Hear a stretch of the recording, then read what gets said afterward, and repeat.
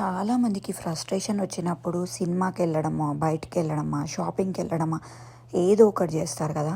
కానీ నాకు ఫ్రస్ట్రేషన్ వచ్చినప్పుడు ఇక్కడ యూఎస్‌లో ఏది చేయలేను, ఎవరికీ ఏది చెప్పుకోలేము. చెప్పుకోవడానికి కూడా ఎవరుండరు. ఎవరిని తిట్టలేము, కొట్టలేము, ఏం చేయలేము.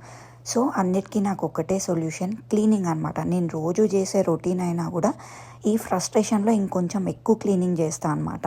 నాకు ఈ ఫ్రస్ట్రేషన్ అయితే వీకెండ్స్‌లో ఇంకెక్కువ ఉంటుంది.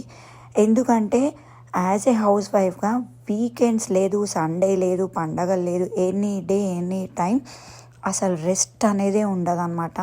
24/7 ఇక్కడ యూఎస్లో మన పనులు మనం చేసుకోవాల్సిందే.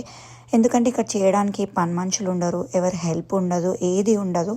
సో మన పనులు మనమే చేసుకోవాలి కాబట్టి ఉండలేని ఫ్రస్ట్రేషన్ అంతా నాకు వీకెండ్స్ ఎక్కువ ఉంటుందన్నమాట.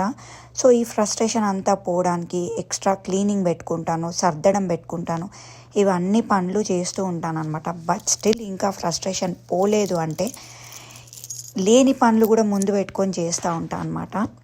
సో మీలో ఎంతమంది ఫ్రస్ట్రేషన్ వచ్చినప్పుడు ఇలా పని చేస్తారు, మీరేం చేస్తుంటారో కమెంట్ చేయండి. Thank you.